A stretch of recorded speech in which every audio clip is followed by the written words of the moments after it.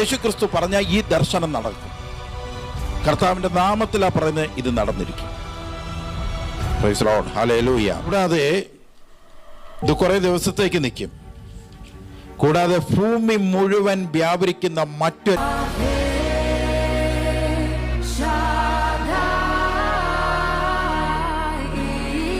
Pandemic രോഗങ്ങൾ ലോകത്തിലേക്ക് വരുമ്പോൾ നിന്റെ വീട്ടിലേക്കും വരും. അതിൽ നിനക്ക് നാശമുണ്ടാകും. ചിലപ്പോൾ അതിനുശേഷം നീ ഉയരത്തില്ല. എത്ര പാൻഡമിക് രോഗങ്ങളാണ്, എത്ര ബസ് മുതലാളിമാർ കടത്തിലായി. നമ്മൾ വിചാരിക്കും ഈ കൊറോണ വന്നിട്ട് ഒന്നും വലുതായിട്ടൊന്നും സംഭവിച്ചിട്ടല്ല. ഒരുപാട് കമ്പനികൾ പൂട്ടേണ്ടതായിട്ട് വന്നു. ഒരുപാട് 10-200 ബസ്സുള്ള മുതലാളിമാർ കടത്തിൽ കയറിയിട്ട് പല സ്ഥലങ്ങളിലായിട്ട് ബസ് ഇങ്ങനെ എടുക്കാതെ റോഡ് സൈഡിൽ ഒതുക്കിയിട്ട സംഭവങ്ങൾ കേരളത്തിൽ തന്നെയുണ്ട്. എത്രയോ ബസ്സുകൾ തുരുമ്പരിച്ച് കിടക്കുന്നു. അത് കമ്പനികൾ പൂട്ടി. അപ്പോൾ ഒരു പകർച്ചവ്യാധി വന്നിട്ട് മരണങ്ങൾ മാത്രമല്ല ഉണ്ടാക്കുന്നത്, മനുഷ്യൻ്റെ സാമ്പത്തിക അവസ്ഥ പോലും ഇല്ലാതാക്കുകയാണ്. ഇപ്പോൾ പല രാജ്യത്തിൻ്റെ കണക്കുകൾ എടുത്തു കഴിഞ്ഞാൽ പല രാജ്യങ്ങളും കൂപ്പുകുത്തനെ സാമ്പത്തിക സ്ഥിതി താഴെ വീണുകൊണ്ടിരിക്കുകയാണ്.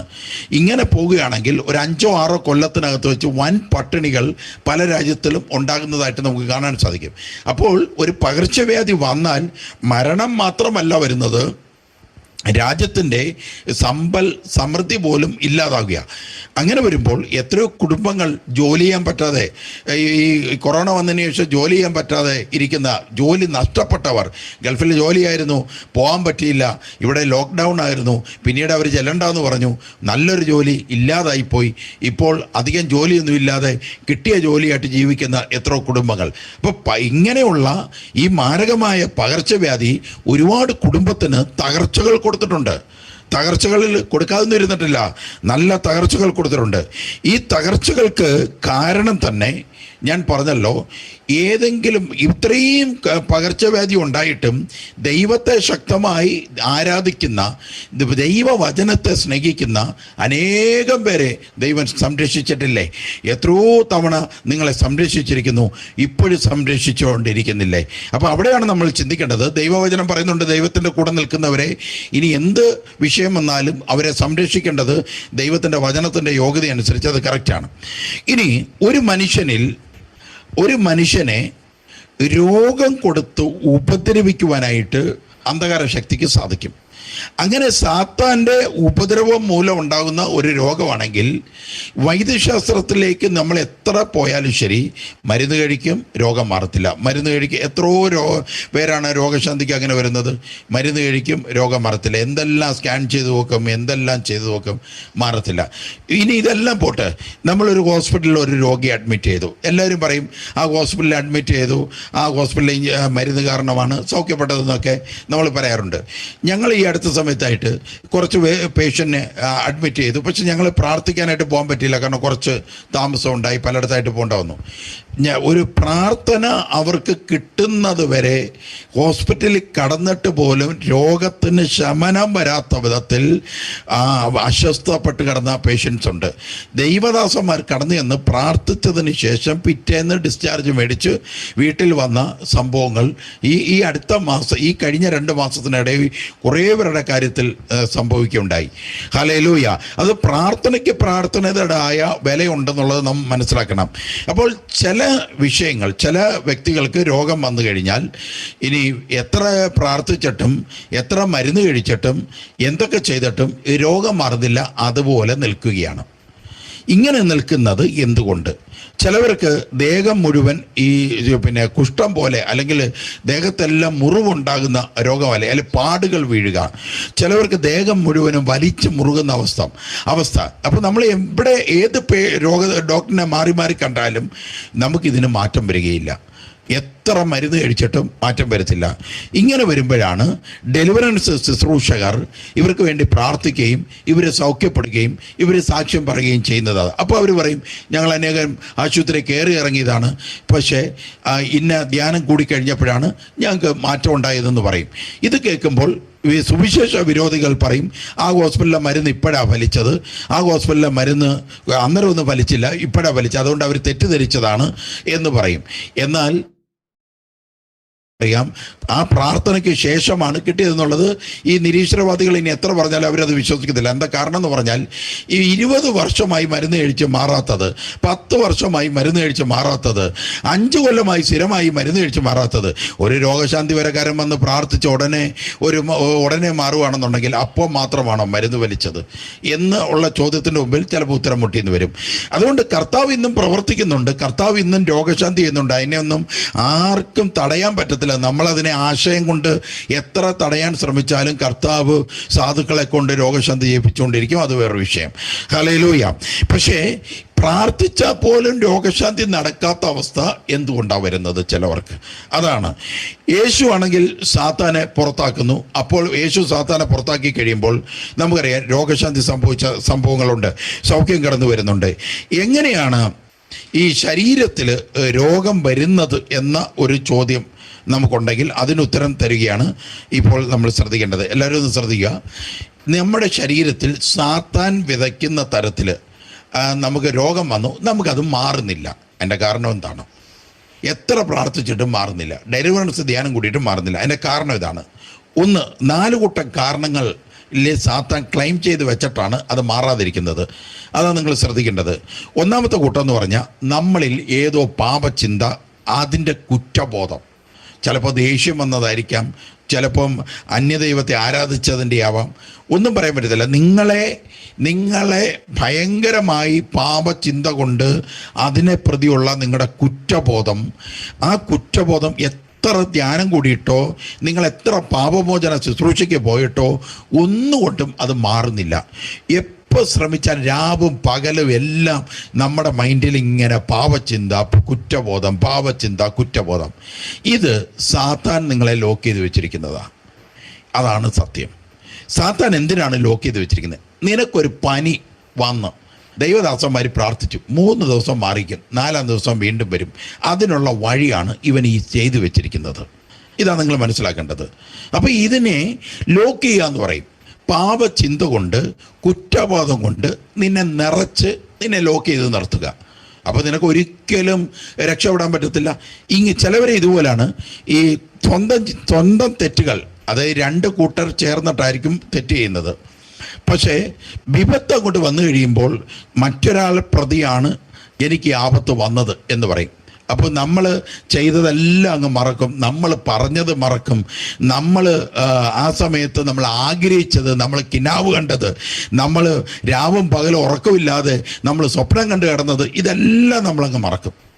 നമ്മൾ പറഞ്ഞത്, പ്രേരിപ്പിച്ചത് എല്ലാം മറന്നിട്ട് നമ്മൾ തകർന്നു കഴിയുമ്പോൾ, നമ്മൾ നശിച്ചു കഴിയുമ്പോൾ നമ്മൾ എന്ത് പറയും? അത് ആ ആൾ കാരണമാണ്, അല്ലെ ആ വ്യക്തി കാരണമാണ്, ഞാനൊന്നും അറിഞ്ഞില്ല, ഞാൻ നിരപരാധിയാണ്, ആ വ്യക്തി കാരണമാണ്. ഇതെന്തിനാണ്?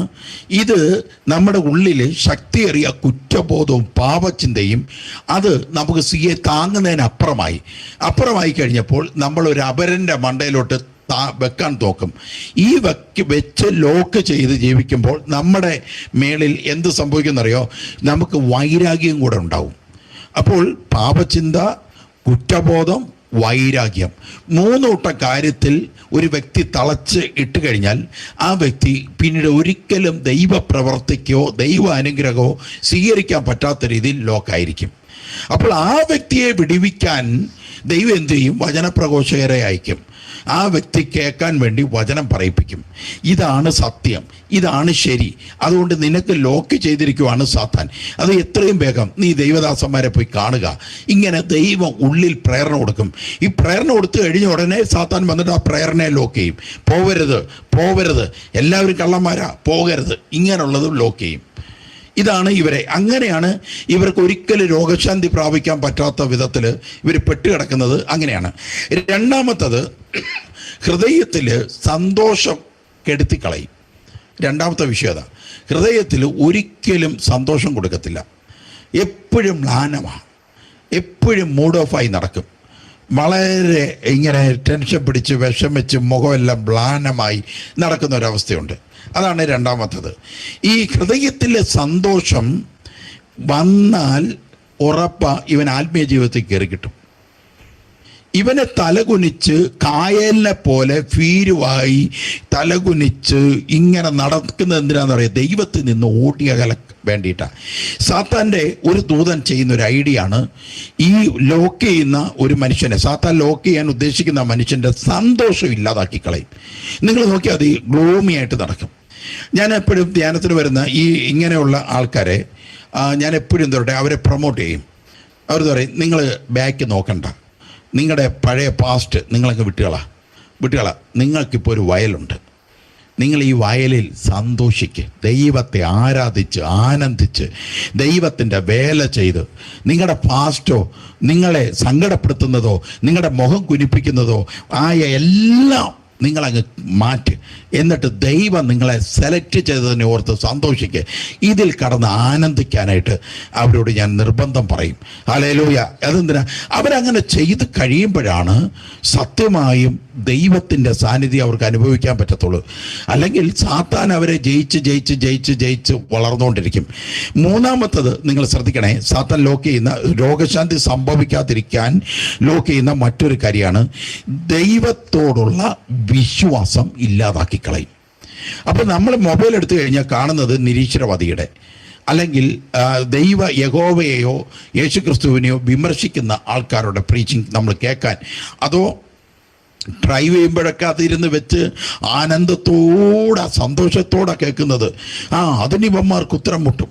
ഏതാ? നമ്മൾ ക്രിസ്ത്യാനിയായിട്ട് തന്നെ ഈ ഫോഷ്ക്ക് പറയുന്ന ആൾക്കാർ, അതിൻ്റെ സത്യമല്ല ഇവർ പറയുന്നത്, അതിൻ്റെ അർത്ഥം അവർക്ക് അറിയത്തില്ല. ബൈബിളിൻ്റെ അർത്ഥം അറിയുന്നത് ദൈവം സെലക്ട് ചെയ്ത്, കൃപ കൊടുത്ത് സെലക്ട് ചെയ്തവർക്ക് മാത്രമേ ബൈബിൾ വചനത്തിൻ്റെ പൊരുൾ മനസ്സിലാകത്തുള്ളൂ. അതിൻ്റെ ഔട്ട്സൈഡിൽ നിൽക്കുന്നവർക്കെല്ലാം അത് അക്ഷരമായിട്ടേ ഫീൽ ചെയ്യൂ, അക്ഷരത്തിലുള്ള അർത്ഥങ്ങളെ അവരെടുക്കത്തുള്ളൂ. അത് അവരുടെ കുറ്റമല്ല, അവർക്ക് അങ്ങനെ പറ്റൂ. അതുകൊണ്ടാണ് അവർക്ക് ഒരിക്കലും വെളിപ്പെടുത്തി കൊടുക്കത്തില്ല. അങ്ങനെ ദൈവം അടച്ചു വെച്ചിരിക്കുന്ന, തൻ്റെ വചനത്തിൻ്റെ രഹസ്യം അടച്ചു വെച്ചിരിക്കുന്ന വിജാതികൾ ഈ വചനത്തെ അവർക്ക് ബുദ്ധിയിൽ ഉതകുന്ന രീതിയിൽ വളച്ചൊടിക്കുമ്പോൾ, ആ വളച്ചൊടിക്കുന്ന ക്ലാസ് കേൾക്കാൻ നിനക്ക് ഇഷ്ടമാണ്, നീ അത് മാത്രമേ കേൾക്കത്തുള്ളൂ. നീ അത് കേട്ടിട്ട് ആ പറയുന്നത് ശരിയല്ലേ, ആ പറയുന്നത് ശരി. അങ്ങനെ ദൈവത്തോടുണ്ടായിരുന്ന വിശ്വാസം നിന്റെ ഉള്ളിൽ ഒരു സംശയത്തിൻ്റെ നിഴലാക്കി സാത്താൻ നിർത്തിത്തരും. അതുകൊണ്ടാണ് യാക്കോബിൻ്റെ ലേഖനത്തിൽ 5-15 വാക്യത്തിൽ പറയുന്നുണ്ട്, വിശ്വാസത്തോടുകൂടി പ്രാർത്ഥിച്ചാലേ സൗഖ്യമുണ്ടാകത്തുള്ളൂ എന്ന് പറയുന്നുണ്ട്. വിശ്വാസമില്ലെങ്കിൽ സൗഖ്യം സംഭവിക്കത്തില്ല. യേശുക്രിസ്തു പറയുന്നു, വിശ്വാസത്തോടു കൂടി ഈ മലയോട് അപ്പുറത്തോട്ട് മാറി പോകാൻ പറഞ്ഞാൽ മാറുക തന്നെ ചെയ്യും. അവിടെയൊക്കെ വിശ്വാസമാണ് പറയുന്നത്. അപ്പം നിന്റെ വിശ്വാസത്തെ ലോക്ക് ചെയ്താൽ മാത്രമേ, അതിനെ ലോക്ക് ചെയ്ത് പൂട്ടിവെക്കുക, അതൊരിക്കലും നിനക്ക് എടുക്കാൻ പറ്റത്തില്ല. അപ്പൊ നീ ഒരു വിശ്വാസിയാകാൻ നിന്നെ കൊണ്ട് പറ്റത്തില്ല. അവിടെയാണ് സാത്താൻ നിന്നിൽ ജയിക്കുന്നത്, അവിടെയാണ്. അതേപോലെ തന്നെ വലിയൊരു അപകടമാണ് വിശ്വാസത്തെ, അപ്പോസ്തലന്മാർ പഠിപ്പിച്ച വിശ്വാസത്തെ വ്യതിചലിപ്പിച്ച് ഭയത്തിൻ്റെ വിശ്വാസത്തിലേക്ക് കൊണ്ടുപോകും. അത് അവർക്കും ഇത് കണക്ക് ഒന്നിലും അവർ ഗതി പിടിക്കത്തില്ല. പ്രാർത്ഥനയിൽ ഗതി പിടിക്കത്തില്ല, ആത്മീയതയിൽ ഗതി പിടിക്കത്തില്ല, കൂട്ടായ്മയിൽ ഗതി പിടിക്കത്തില്ല, ഭൗതികത്തിൽ ഗതി പിടിക്കത്തില്ല. ഒന്നിലും ഗതി പിടിക്കാത്ത രീതിയിൽ അവരെ ലോക്ക് ചെയ്യും. ഇങ്ങനെയാണ് സാത്താൻ്റെ ഒരു തന്ത്രമാണിത്. അതുപോലെ തന്നെ ഈ സാത്താനിക്കിൻ്റെ മറ്റൊരു ദൂതൻ ചെയ്യുന്ന ഒരു പരിപാടിയാണ്, വചനം മനുഷ്യനിർമ്മിതം, വചനം കേൾക്കാനായിട്ട് അനുവദിക്കത്തില്ല. വചനം മനുഷ്യനിർമ്മിതമോ, വചനം മൊത്തം തെറ്റാണെന്നൊക്കെ പഠിപ്പിച്ച് ഒരു പരുവാക്കി വെച്ചേക്കും. അപ്പോൾ എന്തോ പറ്റി? പാപചിന്തയുണ്ട്, കുറ്റബോധമുണ്ട്, ക്ഷമിക്കാൻ പറ്റാത്ത അവസ്ഥ. 2 ഹൃദയത്തിലെ സന്തോഷം എടുത്തു കളഞ്ഞു. 3 ദൈവവിശ്വാസം തന്നെ ചോദ്യം ചെയ്യുക. എന്തിനാ ഈ ദൈവവിശ്വാസം? എന്തിനാ ഇതിൻ്റെ പുറകെ നടത്തിട്ട് എന്ത് കിട്ടി, എന്ത് ലാഭം? ത്രാസിൽ വെച്ച് തൂക്കാൻ തുടങ്ങും. ഇതെല്ലാം സാത്താൻ പ്രേരണ കൊടുത്തിട്ട് ചെയ്യുന്നതാണ്. 4-മത്തെ എന്താണ്? വചനം മനുഷ്യനിർമ്മിതമാണ്. ഇങ്ങനെയൊക്കെ ഇവർക്ക് ചിന്ത കൊടുക്കും. ഇങ്ങനെ വരുമ്പോൾ സങ്കീർത്തന പുസ്തകം 103 ഇങ്ങനെ പറയാണ്, അവിടുന്ന് നിന്റെ അകൃത്യങ്ങൾ ക്ഷമിക്കുന്നു. അവിടുന്ന് നിന്റെ അകൃത്യങ്ങൾ, ദൈവം എപ്പോഴും നമ്മുടെ പാപങ്ങൾ ക്ഷമിക്കാൻ തയ്യാറായി അവൻ നമ്മളെ നോക്കി നിൽക്കുക. ഒരു വാക്ക് പറഞ്ഞാൽ ക്ഷമിക്കാൻ തയ്യാറാണ്. 2ാമത് പറയാണ്, അങ്ങനെ ക്ഷമിച്ചാൽ ദൈവം അടുത്തത് നീ പറയാത്തൊരു കാര്യം ചെയ്യും, നിന്റെ രോഗങ്ങൾ സുഖപ്പെടുത്തും. പിന്നെ പറയാണ്, അവിടുന്ന് നിന്റെ ജീവനെ പാതാളത്തിലേക്ക് വിടത്തില്ല, എന്ന് വെച്ചാൽ മരണത്തിലേക്ക് പോകാൻ അനുവദിക്കത്തില്ലെന്ന്. അതിനെന്ത് ചെയ്യണം? മരണത്തിലേക്ക് പോകാതിരിക്കണമെങ്കിലോ രോഗം സുഖപ്പെടണമെങ്കിലോ ദൈവവിളി അല്ലാത്തവരുടെ കാര്യമാണ് പറഞ്ഞത്. എന്ന് വെച്ചാൽ ദൈവം ചിലവരെ വിളിക്കും, മതി, ഭൂമിയിലെ ജീവിതം മതി എന്ന് പറഞ്ഞ് സെലക്ട് ചെയ്ത് വിളിക്കും. അവരുടെ കാര്യമല്ല. അവർക്ക് എത്ര പ്രാർത്ഥിച്ചാലും ദൈവവിളി സ്വീകരിച്ചേ പറ്റത്തുള്ളൂ. എന്നാൽ അതല്ല, ഈ മറ്റുള്ളവർ, അതായത് ദൈവത്തിന് ഇപ്പോൾ നീ വരണ്ട, നീ ഭൂമി കുറച്ചും കൂടെ നിന്ന് നല്ല കാര്യങ്ങൾ ചെയ്യാൻ സമയം ദൈവം തരും, എന്നിട്ടും മരണം എന്ന് കയറുവാണെങ്കിൽ അവിടെയാണ് ദൈവപ്രവൃത്തി നമുക്ക് ആവശ്യം. പക്ഷെ അവിടെ ദൈവപ്രവൃത്തി നടക്കണമെങ്കിൽ എന്താണ് പറയുന്നത്? അവിടുന്ന് നിന്റെ അകൃത്യങ്ങൾ എന്ത് ചെയ്യണം? ക്ഷമിക്കണം. ഹല്ലേലൂയ. അവിടുന്ന് നിന്റെ അകൃത്യങ്ങൾ എന്ത് ചെയ്യണം? ക്ഷമിക്കണം. അല്ലാതെ ദൈവപ്രവൃത്തി നടക്കത്തില്ല. അപ്പോൾ ഈ ക്ഷമിക്കണമെങ്കിൽ ഇദ്ദേഹത്തിന് എന്ത് വേണം? ഇപ്പം എൻ്റെ പാപം ഞാൻ ക്ഷമിക്കണം. അപ്പോൾ എനിക്കെന്ത് വേണം? വചനം മനുഷ്യ നിർമ്മിതമൊന്നുമല്ല, വചനത്തിൽ ദൈവാത്മാവ് പറഞ്ഞിട്ട് എഴുതിയതാ എന്ന് വിശ്വസിക്കാൻ എനിക്കൊരു പ്രേരണ കിട്ടണം. രണ്ടാമത് ദൈവത്തോടുള്ള വിശ്വാസം എനിക്കുണ്ടാവണം. മൂന്നാമത് എൻ്റെ ഹൃദയം തന്നെ ഒരു വല്ലാതെ എനിക്ക് പ്രാർത്ഥിക്കാനൊന്നും പറ്റത്തില്ല, ഞാൻ ആകെ മൂടിയായിട്ടിരിക്കുക, ഇപ്പം എനിക്ക് പ്രാർത്ഥിക്കാൻ തോന്നുന്നില്ല. അങ്ങനെ ഒരു അവസ്ഥയാണെങ്കിൽ എനിക്ക് ഈ പാവങ്ങൾ ഏറ്റു പറയാൻ പറ്റുമോ? പറ്റത്തില്ല. ഈ 4 കൂട്ടം കാര്യങ്ങളിൽ വിടുതലെടുത്താലേ ഈ വ്യക്തിക്ക് ദൈവത്തിൽ നിന്ന് പാവമോചനം കിട്ടണമെങ്കിൽ നീ അധരം കൊണ്ട് പറഞ്ഞേ പറ്റത്തുള്ളെന്ന് ഇവാഞ്ചലിസം പഠിപ്പിക്കുന്നുണ്ട്. പിന്നെ സെക്കുലറിസവും അതുപോലുള്ള ഈ ചില ഇസങ്ങളൊക്കെ ഉണ്ട്. അവർ പറയും നീ ചുമ്മാ അങ്ങ് നിന്ന് കൊടുത്താൽ മതി, എല്ലാം ചെയ്യും എന്ന് പറഞ്ഞുകൊണ്ട് പറയും. അങ്ങനൊന്നുമല്ല. ശുശ്രൂഷകൾ ദൈവം അനുവദിച്ചിട്ടുണ്ട്, അതിന് ശുശ്രൂഷകരെ നിർത്തിയിട്ടുണ്ട്. അതുകൊണ്ട് മനുഷ്യൻ ഇപ്പോൾ മനുഷ്യൻ്റെ താല്പര്യം നോക്കിയിട്ടാണ്, മനുഷ്യൻ എന്ത് വിചാരിക്കും എന്ന് നോക്കിയിട്ട് ഈ സത്യസുവിശേഷമല്ല പലരും പ്രസംഗിക്കുന്നത് എന്ന് നിങ്ങൾ മനസ്സിലാക്കിക്കൊള്ളുക. അതുകൊണ്ട് ഒരു കാര്യം ഉറപ്പാണ്, നിങ്ങൾക്ക് പ്രാർത്ഥിക്കാൻ പറ്റുന്നില്ല എന്നാണ് നിങ്ങൾ പറയുന്നത്. ഞാൻ ബ്രദർ പറഞ്ഞ പോലെ മൂടിയാണ്, എനിക്കൊന്നും പറ്റുന്നില്ല, ഇതാണ് നിങ്ങൾ പറയുന്നതെങ്കിൽ അതിനാണ് യേശു ക്രിസ്തു ഭൂമിയിൽ ദൈവദാസന്മാരെ വെച്ചിരിക്കുന്നത്. നീ വീട്ടിൽ ഇരുന്നുകൊണ്ട് ഇത് പറഞ്ഞുകൊണ്ടിരുന്നിട്ട് കാര്യമൊന്നുമില്ല. നീ അതിനായിട്ടുള്ള ശുശ്രൂഷ ചെയ്യാൻ ദൈവം ഓരോരുത്തവരെയും ഓരോ പഞ്ചായത്ത് തോറും വെച്ചിട്ടുണ്ട്. നിങ്ങളൊക്കെ പറയത്തില്ലയോ, എവിടെ തിരിഞ്ഞാലും പ്രാർത്ഥനക്കാരാണെന്ന് പറയത്തില്ലയോ? അത് ദൈവം വെച്ചതാ. അതെന്തിനാണെന്നറിയോ? ഇതുപോലുള്ള ആൾക്കാർ അവരുടെ വിടുതൽ ദൈവം കണ്ടിട്ട് ദൈവം പഞ്ചായത്ത് തോറും ദൈവദാസന്മാരെ വെച്ചിട്ടുണ്ട്. ഹല്ലേലൂയ, ഹല്ലേലൂയ, യേശുവേ ആരാധന. ഇങ്ങനെയുള്ള മനുഷ്യന് അയവ് വരാനായിട്ട് 100% ഇയാൾ ഡെലിവറൻസ് ക്യാമ്പ് ചെയ്യുന്ന, അല്ലെങ്കിൽ ഡെലിവറൻസ് പവറുള്ള ദൈവദാസന്മാരെ സമീപിക്കേണ്ടത് ആവശ്യമാണ്. ഇനി ഞാൻ മറ്റൊരു വിഷയത്തിലേക്ക് പോവുകയാണ്. ആ വിഷയം ഇതാണ്. നമുക്ക് അതിനു മുമ്പ് ദൈവത്തെ ഒന്ന് സ്തുതിച്ച് പ്രാർത്ഥിക്കാം. ഹല്ലേലൂയ, ഹല്ലേലൂയ, ഹല്ലേലൂയ. യേശുവെ സ്തുതിക്കുന്നു, ആരാധിക്കുന്ന കർത്താവേ, കരുണയായിരിക്കുന്നു പ്രാർത്ഥിക്കുന്നു, യേശുവിന്റെ നാമത്തിൽ പ്രാർത്ഥിക്കുന്നു കർത്താവേ. ഹല്ലേലൂയ, ഹല്ലേലൂയ. യേശുവെ സ്തുതിക്കുന്നു. ഹല്ലേലൂയ, ഹല്ലേലൂയ, ഹല്ലേലൂയ, ഹല്ലേലൂയ, ഹല്ലേലൂയ. യേശുവേ, യേശുവേ, യേശുവേ, യേശുവേ, യേശുവേ. ഹല്ലേലൂയ, ഹല്ലേലൂയ, ഹല്ലേലൂയ. യേശുനാമത്തിൽ, യേശുനാമത്തിൽ, യേശുനാമത്തിൽ. ഹല്ലേലൂയ, ഹല്ലേലൂയ. യേശുവേ, യേശുവേ, യേശുവേ. ഹല്ലേലൂയ, ഹല്ലേലൂയ. യേശുവെ സ്തുതിക്കുന്നു. ഹല്ലേലൂയ, ഹല്ലേലൂയ. പുറപ്പാട് പുസ്തകം 9-ാം അധ്യായം, പുറപ്പാട് പുസ്തകം 9-ാം അധ്യായം 14 മുതൽ 16 വരെയുള്ള വാക്യങ്ങൾ നമുക്കൊന്ന് ധ്യാനിക്കാം. പുറപ്പാട് പുസ്തകം 9-ാം അധ്യായം 14 മുതൽ 16 വരെയുള്ള വാക്യങ്ങളാണ് നമ്മളിപ്പോൾ ധ്യാനിക്കാൻ പോകുന്നത്. ലോകം മുഴുവനിലും എനിക്ക് തുല്യനായി മറ്റൊരാളില്ല. ഇവിടെ പറയുവാണ്, ലോകം മുഴുവനിലും എനിക്ക് തുല്യനായി മറ്റൊരാൾ ഇല്ലെന്ന് നീ മനസ്സിലാക്കാൻ വേണ്ടി. എന്ന് പറഞ്ഞാൽ ഈ ലോകത്തിൽ യഥാർത്ഥ സത്യദൈവമായ യാഹ്വേയ്ക്ക് തുല്യൻ ചെല്ലാൻ ഒരുവൻ പോലും ഇല്ല. അഥവാ അങ്ങനെയാണ് യാഹ്വ പറയുന്നത്. അഥവാ അത് നീ മനസ്സിലാക്കാൻ വേണ്ടിയിട്ട് എന്ന് പറഞ്ഞാൽ യാഹ്വയാണ് പിന്നെ സത്യദൈവമെന്ന് മനസ്സിലാക്കാൻ വേണ്ടിയിട്ട് മനസ്സിലാക്കാൻ വേണ്ടി ഈ പ്രാവശ്യം എല്ലാം എന്റെ മഹാമാരികളെല്ലാം നിന്റെയും സേവകരുടെയും ജനത്തിന്റെയും മേൽ ഞാൻ അയക്കും. അപ്പോൾ ഇത് പറയാണ്, ഞാനാണ് മഹാമാരി അയക്കുന്നത്, ഞാനാണ് രോഗം അയക്കുന്നത്. ഇതാണ് പറയുന്നത്. ഇത് പ്രീസ്റ്റുകാർ എഴുതിയത് കാരണമാണ് ദൈവത്തിൻ്റെ പേര് പറയുന്നത്, ഞാനാണ് അയക്കുന്നത് എന്ന് പറയുന്നത്. ദൈവം അനുവദിച്ചിട്ട് വരുന്ന മഹാമാരിയാണ് മോശയുടെ കാലത്ത് പുറപ്പാടിൽ സംഭവിച്ചത്. അത് അനുവദിച്ചത് ദൈവം തന്നെയാണ്. ഹല്ലേലൂയ. അപ്പോൾ അങ്ങനെ അനുവദിച്ചപ്പോൾ അവിടെ അത്രയും ഈജിപ്തിൽ അവർ സ്വന്തമായി ഉണ്ടാക്കി വെച്ച ധാരാളം ദൈവങ്ങളുണ്ട്. അവരുടെയൊക്കെ രാജാക്കന്മാർ, മനുഷ്യരായ രാജാക്കന്മാർ തന്നെ ദൈവങ്ങളായിരുന്നു. അപ്പോൾ സതി, മെന്നപ്ത്ര ഇവരൊക്കെ രാജാക്കന്മാരായിരുന്നു ഈജിപ്തിലെ. ഇവരെല്ലാം ദൈവങ്ങളായിട്ട് അവർ വെച്ചിരുന്നു. സൂര്യ ദൈവങ്ങളെന്നാണ് ഇവരെ കണ്ടിരുന്നത്, കണ്ടിരുന്നു. അപ്പോൾ ഈ സമയത്ത് ദൈവം പറയാണ്, നീ ആശ്രയം വെക്കുന്ന ഈജിപ്റ്റ് ദേശത്തിൽ നീ എത്ര ദൈവം നിനക്കുണ്ടോ ആ ദൈവങ്ങൾ കാണുക, നോക്കിക്കോ, നിൻ്റെ മേൽ ഞാൻ മഹാമാരി അയക്കും. ഇവിടെ നമുക്കറിയാം COVID-19 വന്നപ്പോൾ, ഇവിടെ നമുക്കിപ്പോൾ COVID-19 മാറിക്കഴിഞ്ഞപ്പോൾ, ഇപ്പോൾ ജനുവരിയാണ്, നമുക്ക് റോഡിൽ കൂടെ പോകാൻ പറ്റത്തില്ല. കാരണം ഇപ്പോൾ പുണ്യാളന്മാരെല്ലാം റോഡിൽ പിന്നെ യാത്ര ചെയ്യുന്ന, അനുഗ്രഹിക്കാൻ വേണ്ടി റോഡിൽ ചെണ്ടമേളത്തോടു കൂടി വരുന്ന ഒരു ടൈമാണ്, നമ്മളെയൊക്കെ അനുഗ്രഹിക്കാൻ വേണ്ടിയിട്ട്. അപ്പം ഈ പുണ്യാളന്മാർ ഇപ്പം ജനുവരി നമുക്ക് ട്രാവൽ ചെയ്യാൻ വലിയ പാടാണ്. ക്യൂ ഒക്കെ നിന്ന് വണ്ടിയെല്ലാം ബ്ലോക്കായി അങ്ങനെയൊക്കെയാണ് നമ്മൾ. കാരണം ഈ പുണ്യാളന്മാർ ഇപ്പം അനുഗ്രഹിക്കാൻ ഇറങ്ങുന്ന ടൈമാണ്. 3 കൊല്ലം കഴിഞ്ഞിട്ട്, COVID-19 3 കൊല്ലം കഴിഞ്ഞ് അവർ അനുഗ്രഹിക്കാൻ ഇറങ്ങിയിരിക്കുകയാണ്. അതായത് ഇവരെ 3 കൊല്ലം വരെ വീട്ടിലിരുത്തി. നിങ്ങളതാ മനസ്സിലാക്കേണ്ടത്. സകല പുണ്യാളന്മാരെയും പുണ്യവതിയെയും പിന്നെ ശക്തി ഉള്ളവരെയും പിന്നെ OIT IELTS ഒക്കെ പാസ്സാക്കി കൊടുക്കുന്ന വൻ ശക്തികളെയൊക്കെ 3 കൊല്ലം അതിൻ്റെ അകത്തിരുത്തി.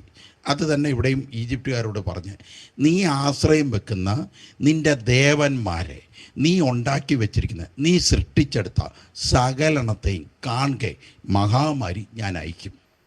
നീ ആശ്രയം വെക്കുന്ന ഇതുങ്ങൾക്ക് എന്തെങ്കിലും ഒന്ന് ചെയ്യാൻ പറ്റുമോ ഇല്ലയോ എന്ന് നീയൊക്കെ നോക്കാൻ പറഞ്ഞു. അപ്പോൾ 3 കൊല്ലം കൊണ്ട് കുറച്ച് ദൈവമക്കൾക്ക് മനസ്സിലായി, ഇതുവരെ ഞാൻ വെറ്റല എറിഞ്ഞതും ഇതുവരെ ഞാൻ പദയാത്ര നടത്തിയതും ഇതൊക്കെ വെറുതെ ആയിപ്പോയി. അതുകൊണ്ട് ചിലവർ ദൈവവചനത്തിലേക്ക് തിരിഞ്ഞിട്ടുണ്ട്, യഥാർത്ഥ ദൈവത്തിലേക്ക് തിരിഞ്ഞിട്ടുണ്ട്. ചിലവർക്ക് എത്ര കേട്ടാലും ഈജിപ്തുകാരുടെ കണക്കാണ്. ചെങ്കടൽ 2ാമത് മാറയിലെ വെള്ളം കുടിച്ചിട്ട് അവർ സീനായി മലയുടെ മുമ്പിലെത്തിയപ്പോൾ ഈജിപ്തിലെ ദൈവത്തെ തീയിലൂടെ ആ കാളക്കുട്ടനെ ആ സന്തോഷത്തോടുകൂടി കൊണ്ടുവന്ന് ആരാധിച്ച ഈ വറ്റകൾക്ക് അതേ സ്പിരിറ്റിലുള്ള ആൾക്കാരുണ്ട്. എന്തെല്ലാം കണ്ടാലും എന്തെല്ലാം കേട്ടാലും ഒരു ബോധവും ഇല്ല. ചിന്തിക്കാനുള്ള കഴിവ് ഇവരുടെ പിശാച് തന്നെ എടുത്തു കളഞ്ഞിരിക്കുക. ലോജിക്കില്ലാത്ത ഏതൊരു ആരാധനയും ഇവർ പുറകെ പോകും, ഇവർ നടത്തും. എന്നാൽ ലോജിക്കോട് കൂടി ചിന്തിക്കുന്ന ഇന്ന് പഠിക്കുന്ന കുട്ടികളുണ്ട്, ഡിഗ്രിക്കും നല്ല ഉപരിപഠനം നടത്തുന്ന കുട്ടികൾ. അവരിപ്പോൾ ചിന്തിക്കാൻ തുടങ്ങി, ഇതെല്ലാം ഒരു ഉഡായിപ്പല്ലേ, ഈ കോവിഡിൻ്റെ ടൈമിൽ ഇവരൊക്കെ എവിടെ പോയി എന്ന് ഇവരൊക്കെ ചിന്തിക്കാൻ തുടങ്ങിയിട്ടുണ്ട്. പക്ഷെ നിങ്ങൾ വളരെ ശ്രദ്ധിക്കണം, വചനപ്രഘോഷകർ കോവിഡിൻ്റെ ടൈമിലും ഉണ്ടായിരുന്നു. വചനപ്രഘോഷകർ പല സോഷ്യൽ മീഡിയയിലെ പല മാധ്യമങ്ങൾ ഉപയോഗിച്ചുകൊണ്ട് അവർ വചനപ്രഘോഷണം ചെയ്തുകൊണ്ടേയിരുന്നു. അവർ പറ്റുന്നിടത്തോളം രോഗശാന്തി ശുശ്രൂഷയ്ക്ക് ഇറങ്ങിയിരുന്നു. പറ്റുന്നിടത്തോളം അവർ വീടുകൾ തോറും അവർ പേഴ്സണലായിട്ടെങ്കിലും, ഗവൺമെൻറ് അനുവദിച്ച സമയത്ത് പേഴ്സണലായിട്ടെങ്കിലും അവർ കുടുംബങ്ങൾക്ക് ദൈവവചനം കൊടുത്തുകൊണ്ടിരുന്നു. വചനപ്രഘോഷകരെല്ലാം ബിസിയായിരുന്നു ആ സമയത്ത്. പക്ഷേ ഇതുപോലുള്ള ആൾക്കാർ മാത്രമാണ് ഈ പെട്ടിക്കകത്ത് ആയിപ്പോയത്. ഇവിടെയും അതുപോലെ തന്നെ നമ്മൾ വളരെ ശ്രദ്ധിക്കുക. ഇവിടെ എന്താണ്, ഈജിപ്തിലെ ദേശത്തിലെ എല്ലാ ദേവന്മാരെയും ദേവികളെയും പെട്ടിക്കകത്താക്കുന്ന ഒരു പരിപാടി ഞാൻ ചെയ്യുമെന്നാണ് പറഞ്ഞത്. സെയിം തന്നെ, ഹല്ലേലൂയ. അത് കഴിഞ്ഞ് അങ്ങനെ ആക്കുകയും ചെയ്തു. പക്ഷേ ഇവിടെ വന്നതിന് ശേഷം മറ്റൊരു കാര്യം ഉണ്ടായി. അത് 15:26, പുറപ്പാട് 15:26 ഒന്ന് വായിക്കുക.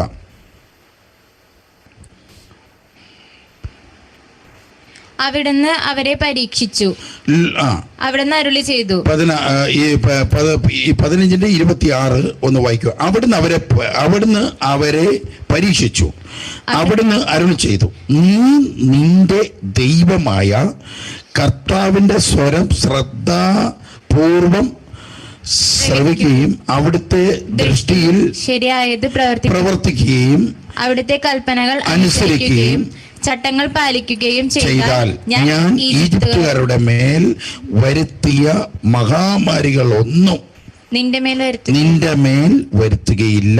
ഞാൻ നിന്നെ സുഖപ്പെടുത്തുന്ന കർത്താവാണ്. അതായത് നിങ്ങളുടെ ഉള്ളിൽ അന്യാരാധന കടക്കുമ്പോഴാണ് പ്രാർത്ഥിച്ചാൽ സൗഖ്യപ്പെടാത്തത്. നിങ്ങളുടെ ഉള്ളിൽ എവിടെയൊക്കെയോ ലൂസായി കിടപ്പുണ്ട്. അതുകൊണ്ടാണ് പ്രാർത്ഥിച്ച രോഗങ്ങൾ തിരിച്ചു കയറി വരുന്നത്. ദൈവത്തിൻ്റെ റൂൾസ് നിങ്ങൾ എപ്പോൾ തെറ്റിക്കുന്നുവോ അവിടെയാണ് നിങ്ങൾക്ക് പണി കിട്ടുന്നത്. അതാണ് ഇത് ഒഴിഞ്ഞു പോകാത്തതിൻ്റെ കാരണം. ഇവിടെ മെയിനായിട്ടും പറയുന്നുണ്ട്, എന്താണ് പറയുന്നത്? കർത്താവിൻ്റെ വചനം നീ ശ്രദ്ധാപൂർവം ശ്രവിക്കണം. അതാണ് ഒന്ന് പറയുന്നത്. രണ്ടാമത് എന്താ പറയുന്നത്? അവിടുന്ന് നിന്നെ നോക്കുമ്പോൾ നീ കുറച്ചെങ്കിലും ശരി ചെയ്യുന്ന ആളായിരിക്കണം അവിടുന്ന് നിന്നെ നോക്കുമ്പോൾ. മൂന്നാമത് പറയുന്നത് എന്താ?